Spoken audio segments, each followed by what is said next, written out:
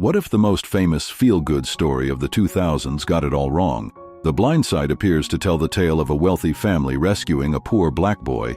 But what if, instead, it's really about that boy saving them? Welcome. Today we're re-examining 2009's The Blind Side, directed by John Lee Hancock. We'll argue that while the film frames Lee Ann Tuohy as the hero, its real strength is how Michael Oher's quiet dignity and innate goodness transform an entire family's understanding of love, privilege, and purpose. The story begins with Michael Oher, a quiet, hulking teenage kid everyone calls Big Mike. He's being shuttled across town by his friend's dad, Big Tony, who's basically serving as a temporary guardian on a wing and a prayer. Tony takes him to a private Christian school and performs the ancient ritual of begging the football coach, Bert Cotton, to give the kid a chance. Coach Bert takes one look at Mike, and his internal monologue probably goes, "Doubtful. Is that a teenager or a defensive end? I'm convinced." He immediately advocates for Mike with the school administration. The teachers, however, were not sold.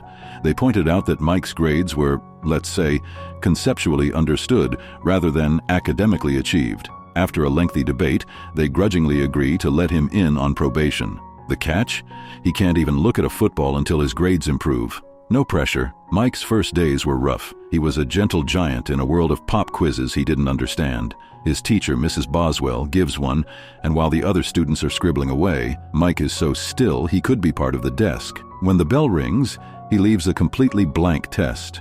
On the back, though, he'd drawn a beautiful little picture of a boat on the water, because of course the kid who can't answer a multiple-choice question is a secret Renaissance man. Mike's already unstable living situation then completely implodes. He overhears an argument at Big Tony's and realizes he's officially and completely homeless. Meanwhile, across town, we meet the Tuohy family. There's Lee Ann, the mom who runs everything with the efficiency of a Fortune 500 CEO, her laid-back husband, Sean, their daughter, Collins, and their hyperactive young son, SJ. They're at a school volleyball game when they first spot Mike, a mountain of a person sitting alone, who then sticks around to clean up the trash everyone else left behind. A subtle hint that this kid has more character in his pinky than most people have in their entire body.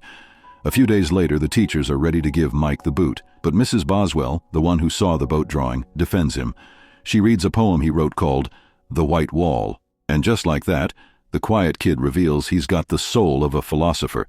It's a beautiful moment that proves you should never judge a book by its terrifyingly large cover. This gentle giant's world then collides with the Tuohys when the family's human golden retriever, SJ, runs up and starts chatting with him, immediately dubbing him Big Mike and becoming his first real friend. Then comes the fateful, rainy Thanksgiving night. The Tuohys are driving home in their warm, expensive car when they see a familiar figure walking alone in a t-shirt and shorts. It's Mike, shivering, heading towards the school gym because it's the only place he can think of to get warm. Sean is like, let's not get involved. But Lee Ann's superhero sense, maternal instinct, is tingling. She tells Sean to stop the car. She gets out, talks to Mike, and discovers he has literally nowhere to go. So she does the thing that will change all their lives. She basically commands him to come home and sleep in a warm bed. Resistance was futile. The next morning, she comes downstairs to find that Mike has vanished. The couch is neatly made like a hotel room. She sees him walking away and yells for him to come back for Thanksgiving. He hesitantly agrees. Later, as the family is having Thanksgiving dinner in front of the TV, a classic move, Mike takes his plate and sits alone at the formal dining table. Lee Ann sees this and, with the decisiveness of a general, turns off the TV and orders her family to the dining table. They say grace, and Collins, without a second thought, offers her hand to Mike. It was a simple, powerful welcome into the fold. After the holiday, Lee Ann, in full fix-it mode, offers to buy Mike new clothes. He politely declines, saying he has stuff at his mom's. On the drive to his old neighborhood, she tries to make conversation, but Mike is quieter than a library. She finally wears him down, and he admits one thing. He hates being called Big Mike. Lee Ann, understanding the power of a name, immediately agrees to just call him Mike. A tiny but massive moment of respect. When they get to his old area, Mike, in a protective move, tells Lee Ann to stay in the car for her own safety. He runs into a local gang leader, Alton, who gives him a nod, but when he gets to his mom's apartment, he finds an eviction notice on the door. His mom is gone. He's truly alone. He gets back in the car, and the weight of it is all over his face. Lee Ann, without a word, just drives him to buy clothes. That night, She officially offers him a room and a real bed. He quietly says, "I don't want to go anywhere else." And then he gives her this genuine, heart-melting smile, the first real crack in the wall. With a stable home, Mike starts to thrive. He works hard, gets his grades up to a C+ average, and finally becomes eligible for the football team.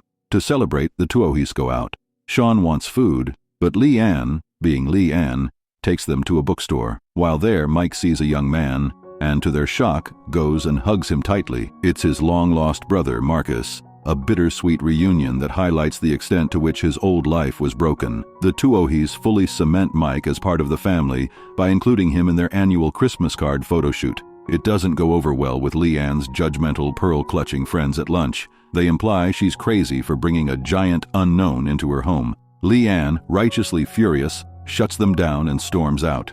She later checks on Collins, who's totally unfazed, proving the kids are often more evolved than the adults. Mike's gentle nature shines at school, where he's seen kindly pushing little kids on swings.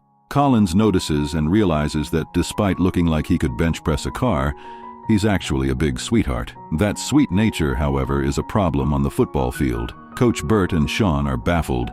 Mike has all the physical tools but the aggression of a golden retriever puppy. He doesn't want to hit anyone, but little SJ steps up as his personal pint-sized coach, running drills in the yard and forming a hilarious and adorable brotherly bond. When the Tuohys try to get Mike a driver's license, they hit a wall. He has no birth certificate and no social security number. He basically doesn't exist on paper. Leads them to the biggest decision yet, adoption. The adoption process leads Leanne to Mike's birth mother, a drug-addicted woman who gives her permission in a heartbreaking scene. With that, they sit Mike down and officially ask him to join their family. He looks at Collins and SJ's hopeful faces and gives a soft yes. To celebrate, they get him his license and a brand new truck, because in the South, "I love you" is sometimes spelled F-150. That truck immediately gets into a nasty accident with Mike and SJ inside. The parents race to the scene, terrified, but they find an amazing detail. Mike's arm was injured because he used it to stop the passenger side airbag from hitting SJ. He protected his little brother like a human airbag. This gives Leanne a genius idea. Back on the field, Mike is still struggling. Coach Bert is frustrated and ready to bench him. Leanne marches onto the field, steals the clipboard, and explains football in a way Mike understands, in terms of family. She tells him the quarterback is like SJ, and it's his job to protect his blind side. The light bulb goes off. Suddenly, Mike becomes an unstoppable, dominant force. Coach Bert's jaw is on the floor. In his first game, an opponent trash talks Mike out of his groove. Leanne in the stands gets into a shouting match with a heckler. The real trigger is when an opponent takes a cheap shot and kicks Mike after the play has ended. That's it.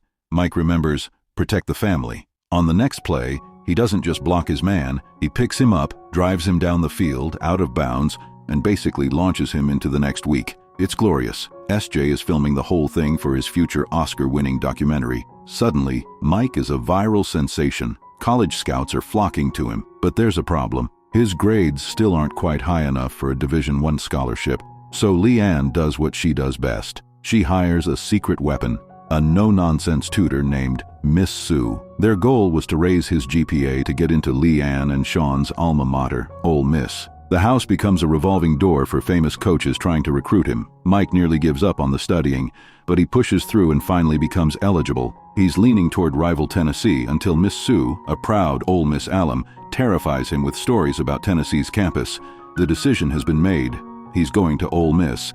He hits one last snag with a poor grade, but his teacher gives him a final chance, a personal essay. He writes from the heart about his journey, and it's so powerful that it gets him the grade he needs. On graduation day, he looks at Leanne and shares a smile that says everything. But then, drama. The NCAA investigates, implying the Tuohys only took Mike in to steer him to Ole Miss. The accusation causes a rift.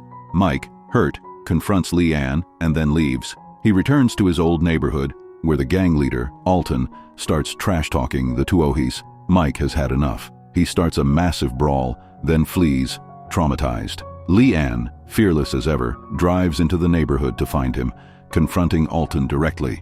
She finds Mike, and in a raw, honest talk, she apologizes for pushing him and tells him he can choose any school he wants, no strings attached. In his final NCAA interview, a confident Mike is asked why he chose the University of Mississippi. His answer is simple and perfect. Because it's my family's school. The final scene is the Tuohys dropping Mike off at college. Leanne, trying not to cry, gives him rushed advice and tries to flee. Sean explains she's just heartbroken. Mike calls her back and they share a beautiful, emotional hug, a proper goodbye between a mother and her son. And Michael Oher went on to not only graduate, but also to have a long and successful career in the NFL, truly protecting his blind side. So, Michael Oher went from having no bed to having an NFL contract, all because one fiercely loving mom saw a kid in the rain and decided, nope, not on my watch. A true Southern fairy tale. If this breakdown gave you all the feels and a few laughs, do me a solid and smash that like button.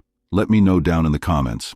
If you had a personal cheerleader like Leanne Tuohy in your life, what would you want them to help you achieve?